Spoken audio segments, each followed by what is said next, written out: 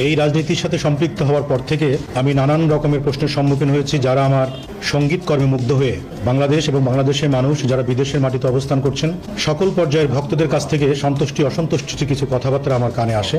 এই রাজনীতির মাঠে এসে আমি ভেবেছিলাম রাষ্ট্রপতি শহীদ জিয়া রহমানের আদর্শ বুকে ধারণ করে এই দলের সাথে আমি সংযুক্ত হই এবং দেশনেত্রী বেগম খালেদা জিয়া উনি আহ্বান জানিয়েছিলেন কাজ করার জন্য।